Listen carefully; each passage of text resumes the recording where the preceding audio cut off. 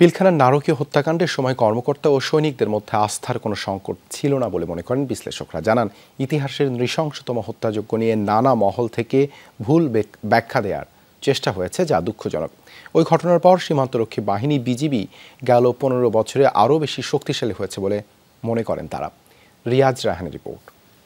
101% copper conductivity ও flame retardant PVC দিয়ে তৈরি বিজলি cables, নিরাপদ আজীবন। 25 ফেব্রুয়ারি রক্তক্ষরণের দিন, ঘৃণার দিন। কিছু বিপথগামী সদস্যের উচ্চাকাঙ্ক্ষার বলি একটি সুশৃঙ্খল বাহিনী, যে পতাকা সমুন্নত রাখার শপথে বলিয়ান হয়ে দেশ সেবায় নিয়োজিত ছিলেন যারা, ঘাতকদের বুলেটে সেই পতাকায় মোড়ানো তাদের নিথর দেহ। 2009 সালের 25 ফেব্রুয়ারি পিলখানায় সংঘটিত বর্বর হত্যাকাণ্ড নিয়ে আলোচনা বিশ্লেষণ কম হয়নি। ঘটনাটিকে নিবিড়ভাবে পর্যবেক্ষণ করেছেন সাবেক সেনা কর্মকর্তা। বলছেন, ঘটনার আগে কোনো ধরনের আস্থার সংকট ছিল না তৎকালীন বিডিআরের সৈনিকদের সাথে অফিসারদের আস্থার সংকট যদি কেউ বলে থাকে, আমি রিকোয়েস্ট করব বিডিআরে যান, বিজিবিতে যান, বিজিবির বিওপিতে যান।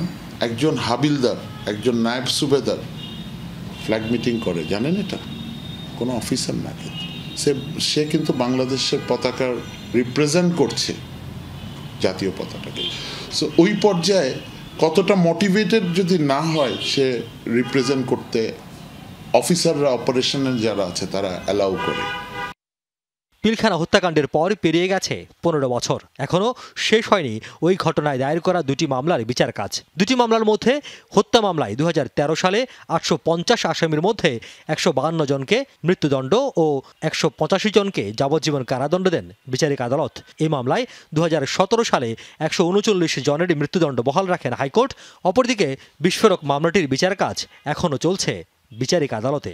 এই সরকার 15 বছর হয়ে গেছে। এই সরকার বিচারটা সরকারের যতটুকু কর্তব্য তার থেকে কিন্তু নাগরিকেরও অনেক কর্তব্য আছে।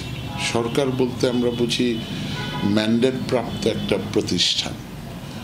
সো আমি নাগরিক হিসাবে বাংলাদেশের কাছে রিকোয়েস্ট করব যে আপিলটা যাতে নিষ্পত্তির জন্য আমরা সচেষ্ট হই। এতজন আসামি, তাদের উকিল কতজন? একটা সাক্ষীকে যদি 100 জন জেরা করে কত সময় লাগে? সময় তো শুধু আমাদের জন্য না, প্রসিকিউশন না, সময় তো তাদের জন্য হচ্ছে, কারণ তারা তো জেরা করছে। পিলখানা হত্যাযজ্ঞের পর নাম পোশাক পরিবর্তন করা হয় সীমান্তরক্ষী বাহিনীর। বর্তমানে ত্রিমাত্রিক শক্তিশালী বাহিনীতে পরিণত হয়েছে বিজিবি। বাহিনীর সক্ষমতা আরও বৃদ্ধির সুযোগ আছে বলে মনে করেন বিশ্লেষকরা। বাংলাদেশের যে সীমান্ত আপনারা যদি দেখেন, ভারতের সাথে এবং মায়ানমারের সাথে, কোনো দেশের পক্ষে, বর্ডার সিকিউরিটি ফোর্সের পক্ষে ফিজিক্যালি সীমান্ত প্রোটেক্ট করা, it's not possible. Technology is here, you have drones, you have surveillance system, you have lot of অল্প পয়সায় এই জিনিসগুলি করা সম্ভব। কোনো ধরনের অপরাজনীতি না করে পিলখানা হত্যাকাণ্ডে জড়িতদের দ্রুত বিচার সম্পন্নের তাগিদ দিয়েছেন এই নিরাপত্তা বিশ্লেষক। ওই প্রাইডের জায়গাটা, গর্বের জায়গাটায় কেউ যদি আঘাত করে, সেটা রাজনীতির মাধ্যমে হোক, যে কোনো কারণে, আমাদের মেনে নিতে কষ্ট হয়। রিয়াজ রায়হান, যমুনা নিউজ, ঢাকা।